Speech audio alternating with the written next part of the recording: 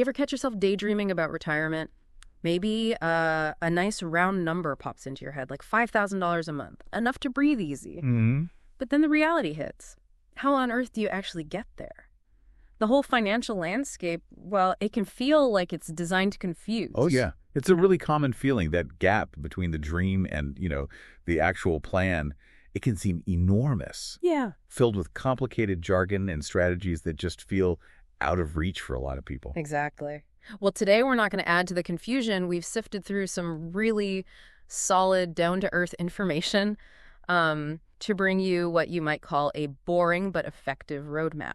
Oh, I like that. Boring but effective. For potentially hitting that $5,000 monthly retirement income. No crazy schemes here, just, practical steps. Right. Our goal isn't to promise some kind of financial fantasy. Instead, we're extracting the key, reliable strategies. Yeah. The things you can consistently implement. Yeah. Think of this as maybe your shortcut to understanding the core principles without getting bogged down in unnecessary complexity. We're focusing on what truly moves the needle. Right. We're zeroing in on the levers you can actually control. Yeah. The material we looked at really underscores 3 big areas.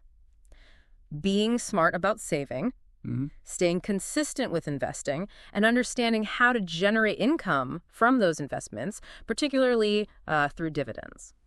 Crucial stuff. So are you ready to get into it? Absolutely. Let's maybe start by grounding ourselves in that $5,000 a month figure. Okay. That translates to $60,000 annually. Now, what's really interesting, I think, is how far that amount can go depending on where you actually live. Oh, yeah. Big difference. Right.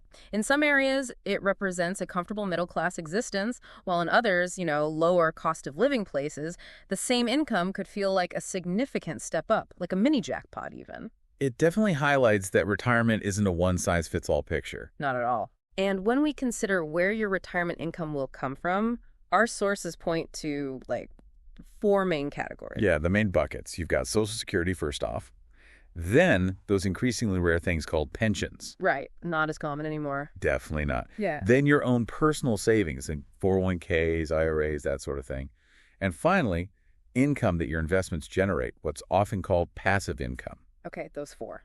And while all 4 can contribute, we're really going to concentrate today on those last 2. Your personal savings and that passive income. Why those specifically? Well, the reason is, as the sources emphasize, these are the areas where your actions and decisions have the most direct impact on the outcome.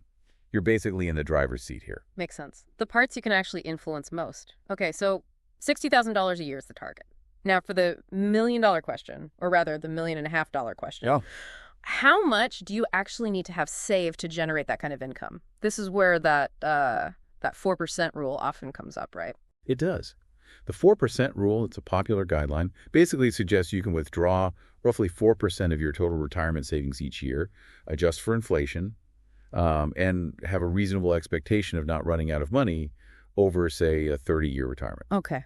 So applying that to our $50,000 annual goal, well, that means you'd be looking at a portfolio around $1.5 million. Oof. Okay, that's a number that can feel pretty daunting for a lot of people. It definitely can. But our sources offer a really crucial point that can bring that target down significantly for many. What's that key consideration? It's the impact of Social Security benefits. Ah, right. Think about it. If you're anticipating, say, $2,000 a month from Social Security. Which is, a plausible amount for many. Exactly. That's $24,000 a year that doesn't need to come from your investment portfolio. That fundamentally changes the savings target. Right. So how does that math work out then? Well, if your annual income need is $60,000 and you expect $24,000 from Social Security, you only need to generate $36,000 from your savings. Okay, much less. Yeah. And applying the 4% rule to that $36,000 brings your required investment portfolio down to around $900,000. Wow, okay. From $1.5 million down to $900,000. That's a substantial difference. Huge difference, and a much more tangible goal for many people. It really is. And this highlights a super important first step, something our sources consistently emphasize. What's the absolute must-do here? You need to get an estimate of your personal Social Security benefits, and you need to do it now. Like today. Honestly, yeah. Head over to sa.gov, create a free My Social Security account. It genuinely takes just a few minutes. That personalized projection is foundational. Okay. It gives you a realistic starting point. You understand how much you'll need to bridge with your own savings and investments. It's like getting a crucial piece of the puzzle right at the beginning. Absolutely. Knowing your projected Social Security income is like having a financial compass for your retirement planning. Okay, now let's talk about actually building that nest egg, whether your target is, $1.5 million or $900,000. Our sources include a fascinating table that really illustrates the power of time and consistent saving. It does, and it really hammers home a vital truth. The earlier you begin, the more powerful that magic of compound interest becomes. Right, compounding. Yeah. This table lays out different starting ages, consistent monthly contributions, and the potential final balance at retirement, assuming an average annual return of 7%. What's really striking are the differences that even just a few years can make. Okay, let's pull out a few key examples from that table to really see this in action. Someone starting at age 25, putting away $500 every single month. What could that look like? Okay, age 25, $500 a month. Potentially could see their savings grow to around $1.2 million by age 65. Wow. Okay. Now, what if you start just a little later, say at 30, but you contribute a bit more, maybe $700 a month? Starting at 30 with $700 a month could still get you to a very respectable $1.1 million or so by age 65. Still over $1 million. Yeah, you can see that extra $200 a month helps to partially compensate for the slightly later start. Now, what happens if you push it out further, starting at 40? Okay, age 40. What's the contribution look like then? At 40, contributing $1,200 per month could potentially still get you to around $1.1 million by age 65. Interesting. So similar final number to the 30-year-old, but the monthly effort is significantly higher, $1,200 or $700. Exactly. And what about someone starting even later, say at 50, aiming for that maybe more realistic $900,000 mark by age 67? Okay, 50 aiming for $900. That sounds like a bigger lift. It is. For someone starting at 50, reaching that $900,000 target by age 67 might necessitate a more substantial monthly contribution. Around $2,500. $2,500 a month. Okay. So this really underscores the point. While it's always possible to make progress, starting later requires a much more significant and consistent commitment of your income. Time's just such a powerful ally in the world of compounding. It truly is. Time in the market, not timing the market, like they always say. That's the one. Now, once you're committed to saving consistently, the next logical question is, where should that money actually go? Our sources detail several key retirement savings vehicles. Let's start with the familiar one, the 401k or maybe a 403b. Right. These are those employer-sponsored retirement plans. What's critical to understand?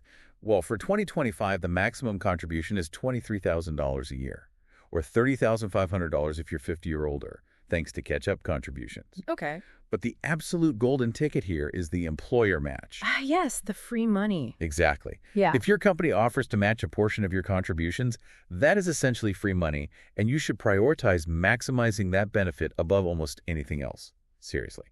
Plus, these accounts offer tax-deferred growth. Meaning you don't pay taxes on the earnings until you withdraw them in retirement. Lets it grow faster. Got it. Okay, what about Roth IRAs? These seem to be a really popular option for many people. They are. And for good reason. Roth IRAs have a lower contribution limit for 2025 at $7,000 annually, or $8,000 if you're 50 plus. Lower limit, but what's the big advantage? The real magic of a Roth is that your money grows tax-free, and qualified withdrawals in retirement are also completely tax-free. Completely tax-free. Right. Yeah, this can be a huge advantage, especially if you think you might be in a higher tax bracket in retirement than you are now. It's like paying your taxes up front and then enjoying tax-free income later on. That tax-free withdrawal in retirement, yeah, that could make a significant difference to your bottom line. Okay, now, our sources also mention just a standard brokerage account. How does that fit into the overall retirement savings strategy? Brokerage accounts offer flexibility. Big advantage. No contribution limits like IRAs or 401k. Okay, so you can put in as much as you want. Pretty much. However, they are taxable accounts. So any investment gains, dividends you receive, they're subject to taxes in the year they're earned. Right, no tax advantage there, so why use one? Well, they can be useful for pursuing specific investment strategies, like maybe building dividend income outside of your tax-advantaged accounts, or simply for saving beyond the limits of your retirement plans if you're a high saver. Yeah, makes sense. And finally, the HSA, the health savings account, often primarily thought of for healthcare expenses, right? But our sources bring it up for retirement too. Yes, and it's a powerful tool if you're eligible. You need a high-deductible health plan to contribute. But if you're eligible, it offers this really unique triple tax benefit. Triple tax benefit, explain that. Okay, 1, your contributions are tax-deductible going in. 2, the money grows tax-free. Mm. And 3, withdrawals for qualified medical expenses are also tax-free. Wow. Deductible in, gross free, free out for medical. Exactly. It's incredibly powerful, particularly for managing healthcare costs in retirement, which, can be a huge expense. Some people even view it as a sort of stealth retirement account. Oh, Well, they might use it for healthcare needs early on, but also let the balance grow tax-free. If they don't need it all for medical later, they can withdraw for non-medical expenses in retirement, though those withdrawals would be taxed as regular income then, similar to a traditional 401k. Still very useful. okay, got it. So we've covered how to build the nest egg, but the ultimate goal we're focusing on is generating that $5,000 a month in income once you're retired. How does that transition actually happen? Our sources refer to passive income as the holy grail here. It really is. Passive income is the mechanism. It allows your accumulated savings to provide a continuous stream of income without you needing to actively work for it anymore. A dream. Exactly. Our sources highlight 3 key strategies in this area. The first, and often a cornerstone of retirement income planning, is dividend stocks and ETFs. Okay, explain to us how generating income from dividends works. Sure. So when you own shares of certain profitable companies or you invest in dividend-focused exchange-traded funds, ETFs, Right. they may choose to distribute a portion of their earnings back to shareholders. That's a dividend. The key metric to pay attention to here is the dividend yield. Dividend yield, what's that? It's just the annual dividend payment expressed as a percentage of the stock's current price. Our sources suggest aiming for a portfolio with an average dividend yield somewhere in the range of, say, 3% to 5%. Is that yield guaranteed? Oh, no, definitely not. That's important. Dividend yields can fluctuate. Companies can cut dividends. It's not guaranteed income like, say, a bond coupon might be. Okay, so just to put some numbers to this, if you had, let's say, a $1,000 portfolio with an average dividend yield of 4%, what kind of annual and monthly income could that potentially generate? Okay, $1 million portfolio, 4% yield. Mm-hmm. That would translate to approximately $40,000 per year in dividend income. $40,000 a year. Which is just over $3,300 per month, before any taxes, of course. Right, and the sources mention some examples. Yeah, they give some well-known examples of dividend-paying investments, like established companies, think Johnson & Johnson, or Realty Income, which is a REIT. And also the Schwab U.S. Dividend Equity ETF, ticker SCHD. That's a popular one for dividend investors. Okay, but just examples, right? Not recommendations. Absolutely. Crucial to do your own research, consider your individual risk tolerance, all that. These are just illustrations. Okay, that gives us a concrete example of how dividends can contribute to that monthly income goal. What's another significant avenue for generating passive income in retirement, according to our sources? Real estate. Rental properties. Yeah, owning rental properties can provide a stream of monthly cash flow from rent payments, after you deduct expenses. Of course, that comes with the responsibilities of being a landlord, property management. Which isn't always passive. Huh, true. It can be work. As a potentially less hands-on alternative, you could consider investing in real estate investment trusts or REITs. Okay, how do REITs work? These are companies that own and operate income-producing real estate thinking, shopping malls, apartment buildings, offices. And they're legally required to distribute a significant portion of their taxable income to shareholders as dividends. So it's like investing in real estate without owning the actual building. Exactly. It allows you to participate in the real estate market and potentially generate income without the direct burdens of property ownership. Okay. And the third key passive income strategy mentioned? Annuities. Annuities. These sometimes get a mixed reputation. What role do they typically play? Well, annuities are essentially contracts with an insurance company that can provide you with a guaranteed stream of income in retirement. The sources specifically mention immediate fixed annuities, sometimes with inflation riders. Why those specifically? They can be particularly useful for covering essential living expenses like housing, food, basic bills, because the income stream is predictable. And that inflation rider means the payment can potentially adjust to keep pace with rising costs. So for core expenses? Yeah. However, the sources also point out that annuities are generally best viewed as a tool for ensuring a baseline of income security, maybe covering those essential needs, rather than as your primary engine for growth in your retirement portfolio. The returns might not be as high as other investment options. Got it. Security over growth potential. Okay, so let's try to paint a picture of how this could all come together.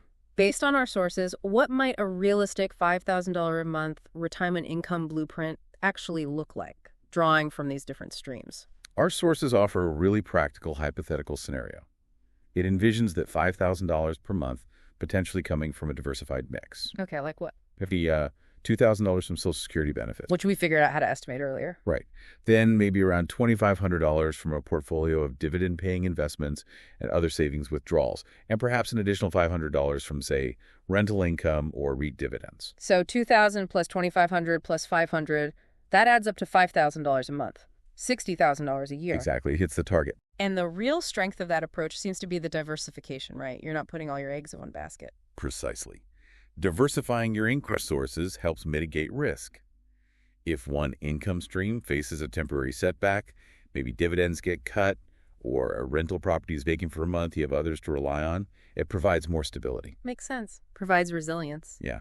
Now, making this kind of plan a reality obviously requires a disciplined approach to saving and budgeting throughout your working years.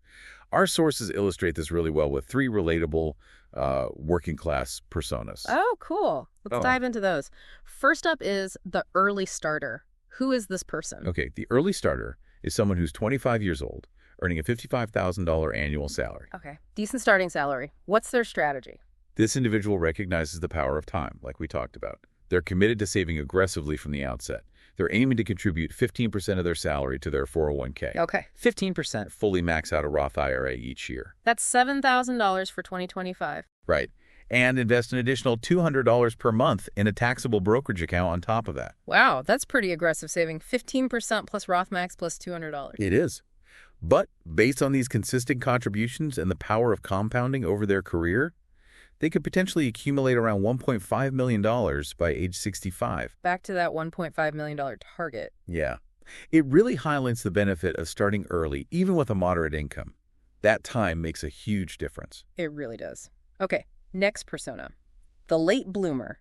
Sounds like someone who starts focusing on retirement a bit later. Exactly. This person is, say, age 45, maybe has a higher salary now, $85,000 perhaps, but they haven't saved as much earlier on. Okay, so they need to catch up. What's their approach? The late bloomer needs to be much more aggressive to make up for lost time.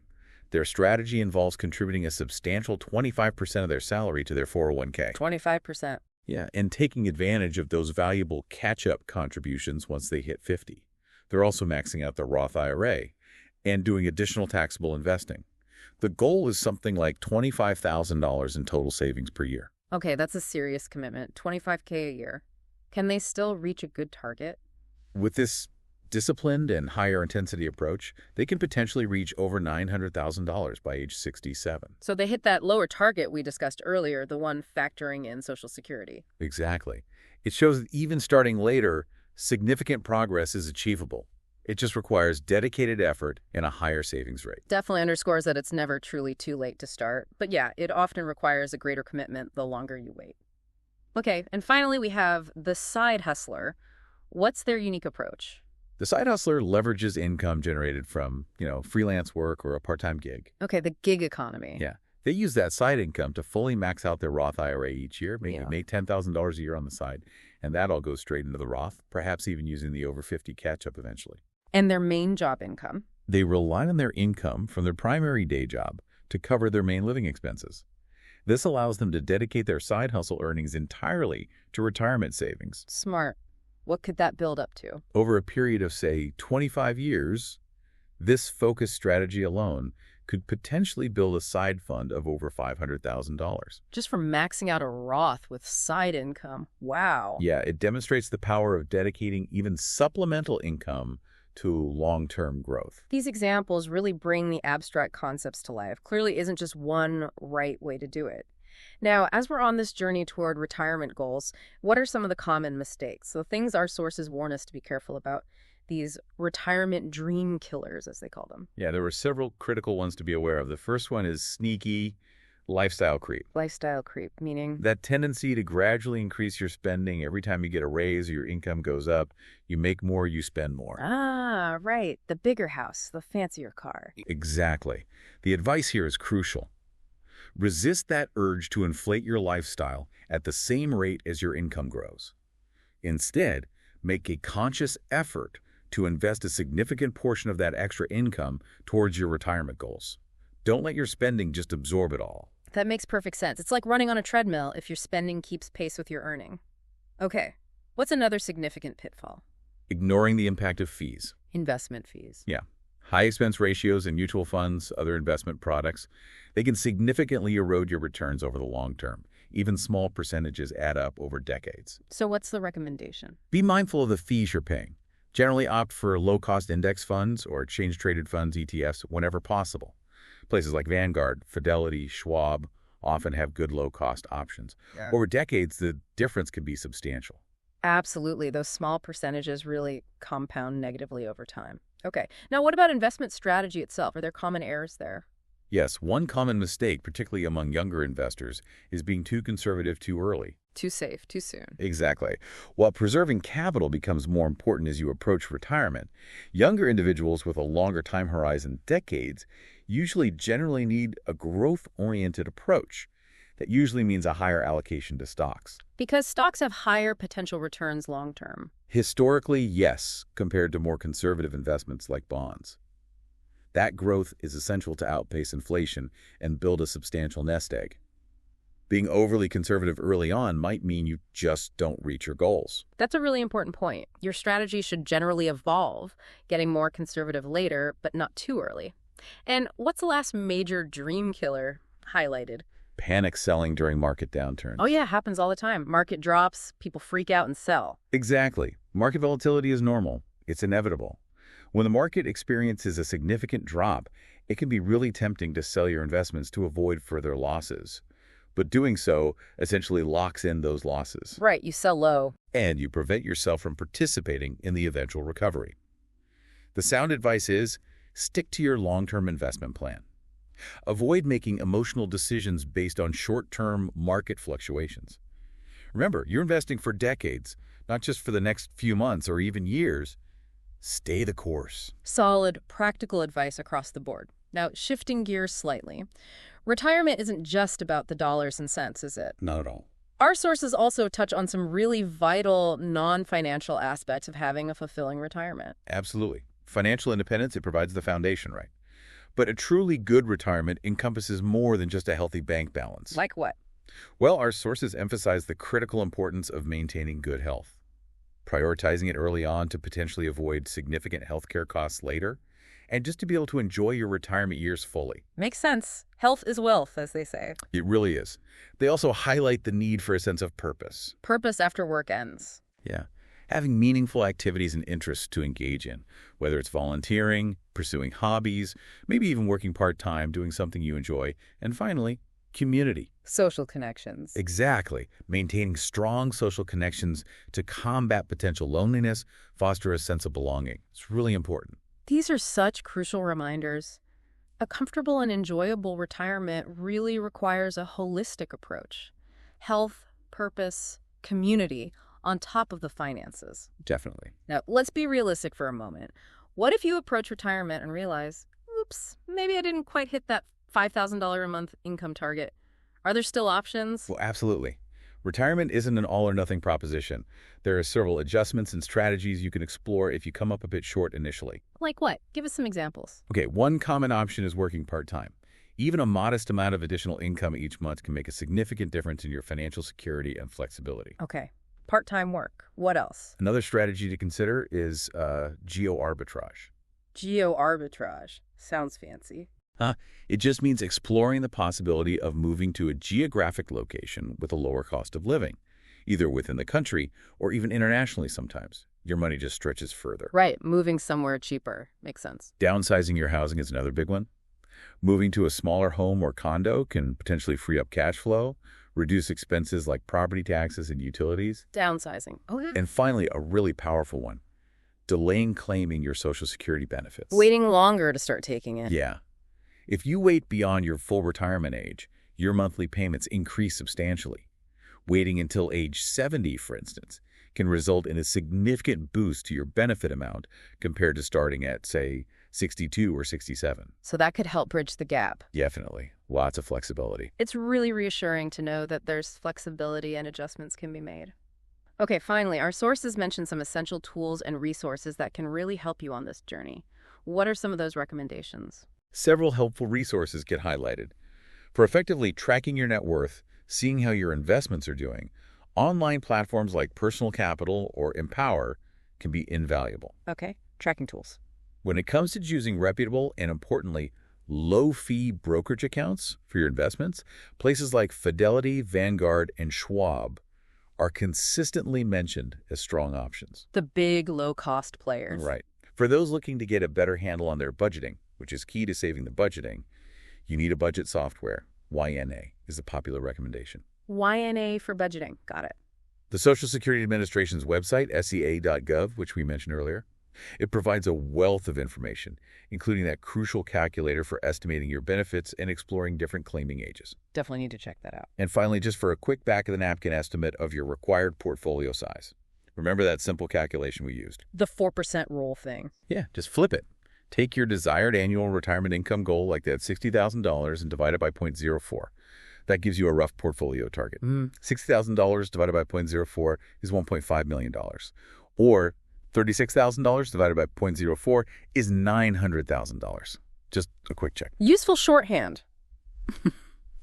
Okay, so to bring it all full circle, this goal of a $5,000 a month retirement income, while it might seem like a distant aspiration for some, it really does appear to be an achievable target through, consistent effort, smart financial decisions, and a long-term perspective. Precisely. It's about making steady, incremental progress over time. Like we said, this isn't a sprint. It's a marathon of consistent saving and investing. It's more about sustained discipline than trying to hit some home run with a single investment. So the core principles that keep coming up are: make a conscious effort to save a significant portion of what you earn. Save more. Be mindful of your spending. Spend less. Consistently invest the difference in a strategic and low-cost manner. Invest the difference. And perhaps most importantly, stay the course through the inevitable ups and downs of the market. Stay the course. And definitely be very skeptical of anything that sounds like a guaranteed get-rich-quick scheme. Those rarely pan out for retirement. Right. Exactly. Sustainable retirement security, it's built on a solid foundation of consistent habits and informed choices, not on speculative gambles. So, imagine that feeling. Reaching your retirement years with a sense of financial security, knowing you have the income to enjoy your time on your own terms, pursuing your passions, spending time with loved ones. That's the goal, right? That's absolutely the goal. And that journey, as we've discussed, really begins with taking that first, often simple step towards understanding your current situation and making a concrete plan. Which brings us to our final thought for you today. Take a few minutes after this seriously. Head over to SEA.gov and get your personal Social Security benefits estimate. It's a small, actionable step, but it can provide a much clearer picture of your retirement landscape and empower you to take those next steps towards building your own comfortable and secure future.